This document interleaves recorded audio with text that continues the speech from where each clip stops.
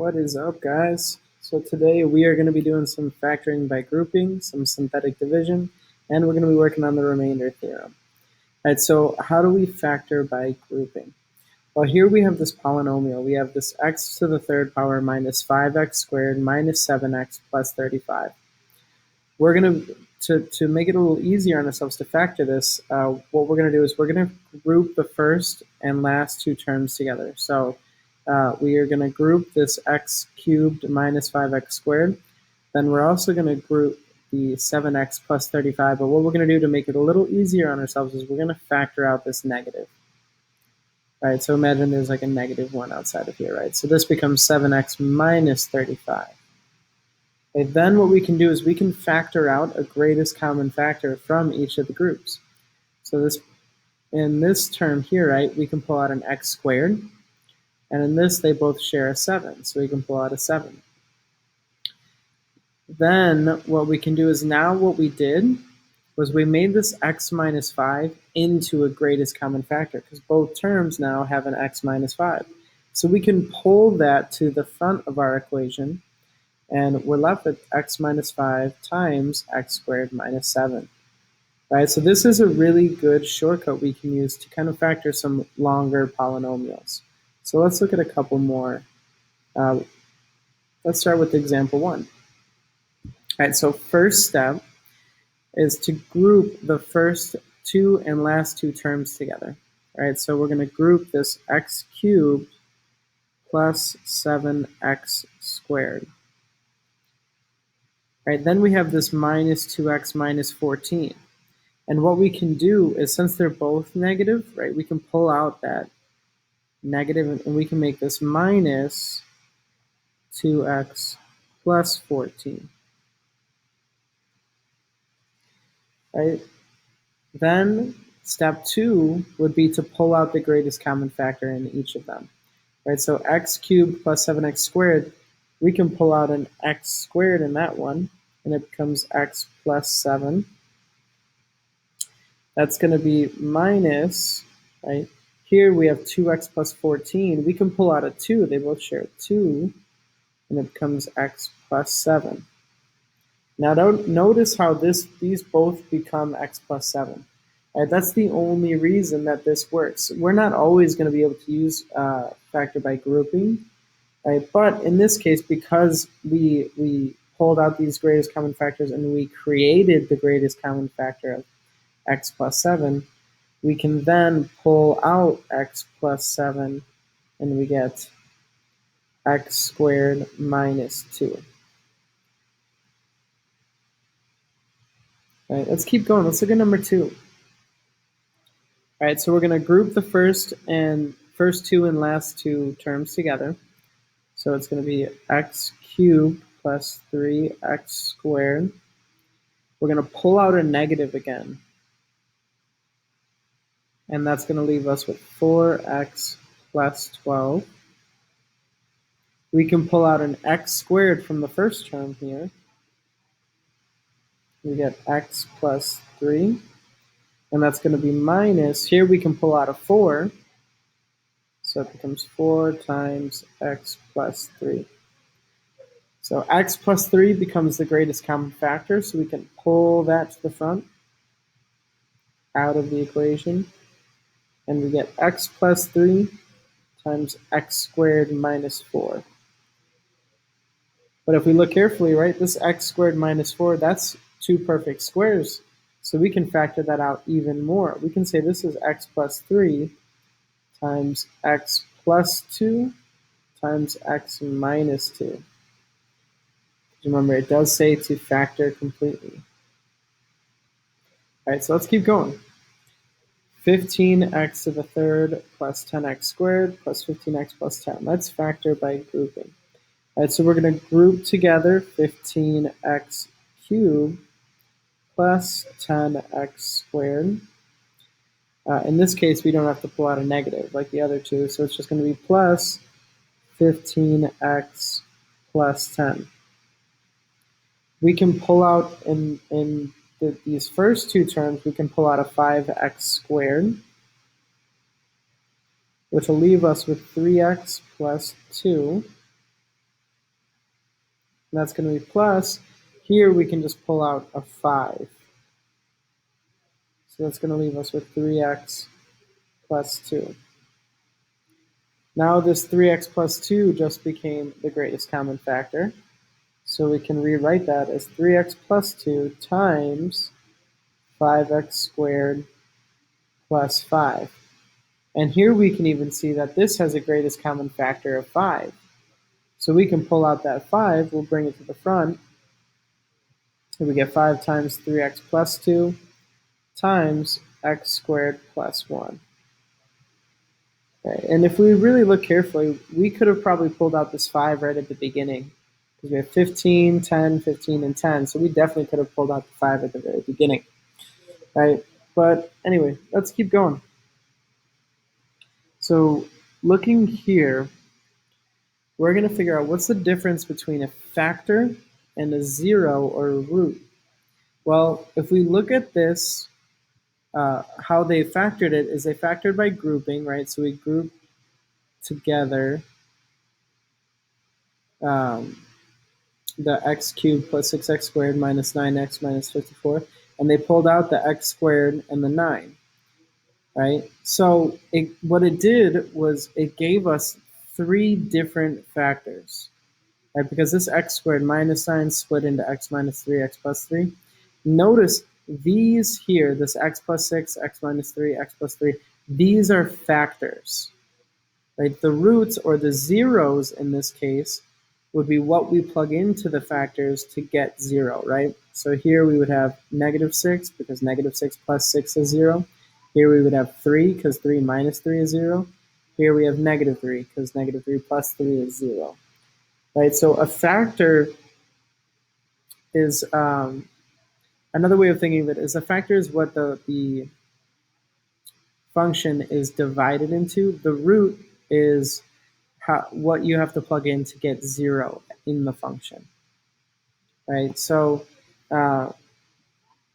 let's talk about synthetic division a little bit. So recall that something is a factor is if it divides evenly into a number or polynomial and leaves a remainder of 0. For example, 8 is a factor of 72 because 72 divided by 8 equals 9 with 0 remainder. So it's the same thing with functions.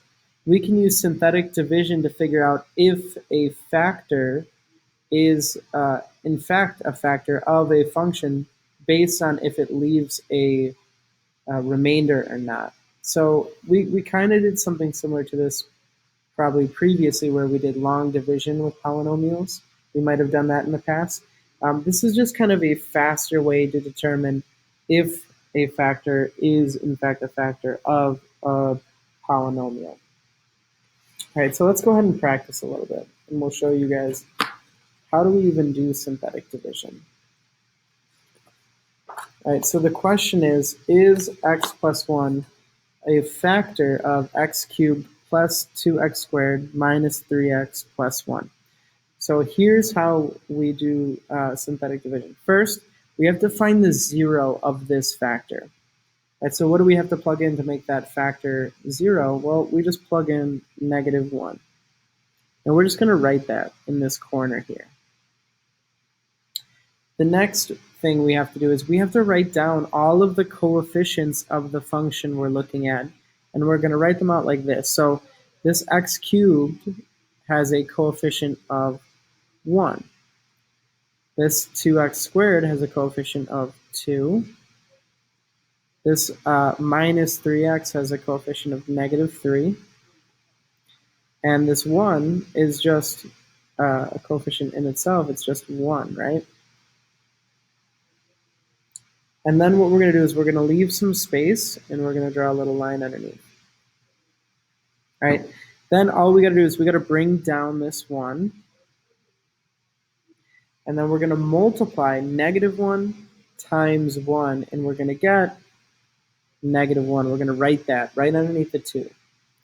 Then we do 2 plus negative 1, which just leaves us with 1. And we're going to do negative 1 times 1 again, and we're going to get negative 1. Then you do negative 3 plus negative 1, and you get negative 4. You do -1 times -4, and you get 4. You do 1 plus 4, and you get 5, which ends up being your remainder.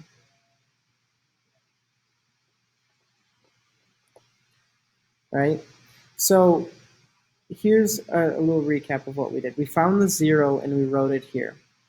Since this was already in order of kind of decreasing exponents, we have x cubed, x squared, x, and then no x.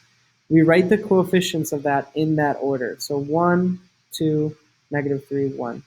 We drop down the 1 right away, and we multiply -1 times 1 as -1, right? And we add this, 2 plus -1 is 1. And we do that throughout the whole entire thing. Because this 1, right, was our constant, right? It didn't have a variable.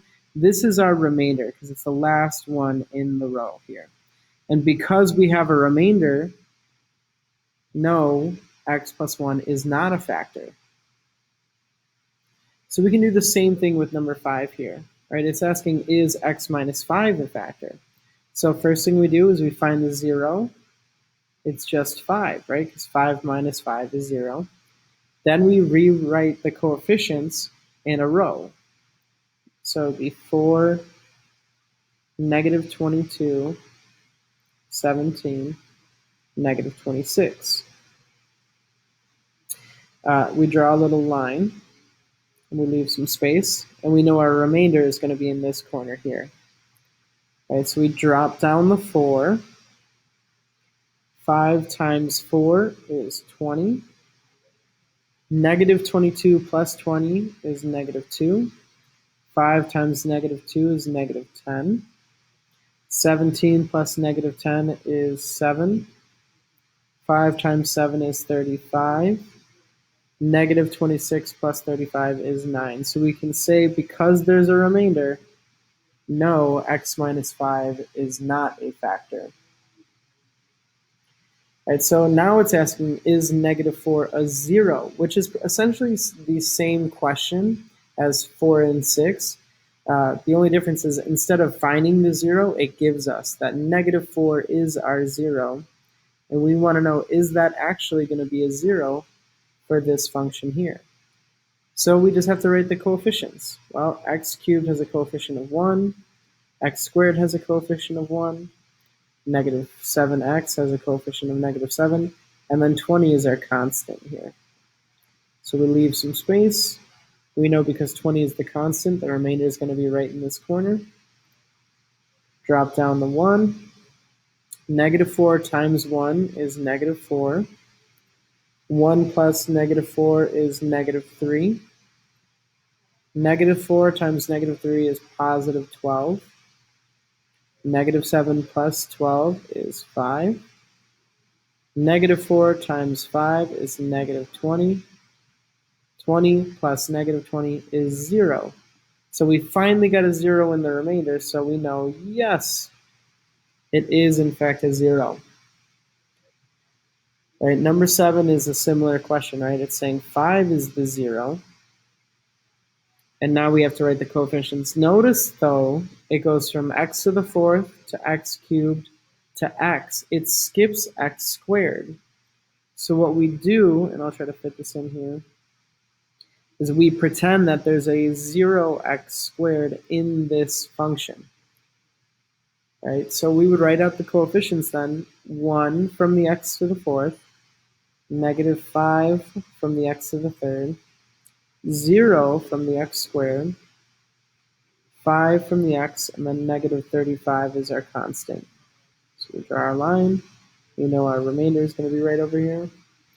We drop down the 1. 5 times 1 is 5. -5 plus 5 is 0. 5 times 0 is 0. 0 plus 0 is 0. 0 times 5 is 0. 5 plus 0 is 5. 5 times 5 is 25. -35 plus 25 is -10. So no, it is not a 0 because we have a remainder. All right, and then There's some comments about synthetic division here. If you wanted to read them, feel free. Also, if you ever wanted a good video kind of explaining why synthetic division works, Khan Academy has a great video that kind of goes into the details of why what we did here actually works. So if you wanted to take some time, feel free to go and watch that video. All you have to do is type in synthetic division, Khan Academy, and it's one of the first videos that pop up. All right, so another use for synthetic division here is we can use it to evaluate functions at particular values.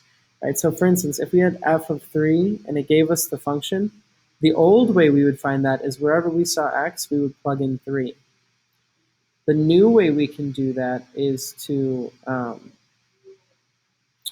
use synthetic division, right? Where 3 we would say is like our 0, but really we're just plugging in 3 into the function.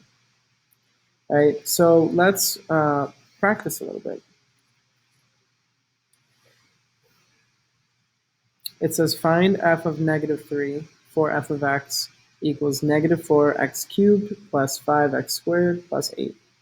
All right, so we know since negative 3 is the number we're plugging in, we're going to use that as our 0. The coefficients are negative 4, 5, and remember there's no x, so we pretend that right here there's a 0x. So it's going to be 0 and then 8. All right, we can draw our line. And our remainder, actually, before we move on, I should mention this. The remainder is the value, right? So in here we saw 92 was the remainder, and 92 is the value of the function. All right, so let's look at these. All right, we're going to drop down this negative 4. Negative 3 times negative 4 is 12. 5 plus 12 is 17. Negative 3 times 17 is negative 51. 0 plus negative 51 is negative 51. Negative 3 times negative 51 is 153. 8 plus 153 is 161. So we know then f of 3 is 161. Right? And this is just a faster way of solving for a function, right? And we can check it with a calculator if you want to, or you could graph the function and then use a table. But let's keep going. Right here it says find f of negative 3 for this function here. So we know we're going to use negative 3 as our 0. The coefficients are going to be 2, because it's 2x to the 6th. There's no x to the 5th, so we're going to assume there's a 0. Going to be negative 18x to the 4th. There's no x cubed, so same thing, we're going to assume it's a 0. There's a 1x squared, and then there's no x, so again, assume it's a 0. And then we have negative 9 is our constant. All right, so we drop the 2.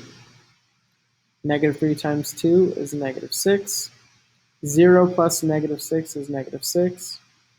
Negative 3 times negative 6 is 18.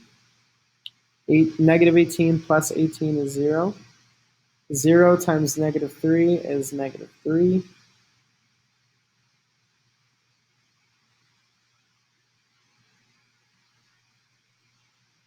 Sorry, that's wrong. Negative 3 times 0 is 0. There we go. That's why you always check your work, right? 0 plus 0 is 0.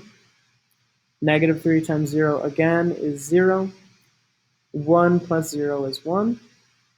Negative 3 times 1 is negative 3. 0 plus negative 3 is negative 3.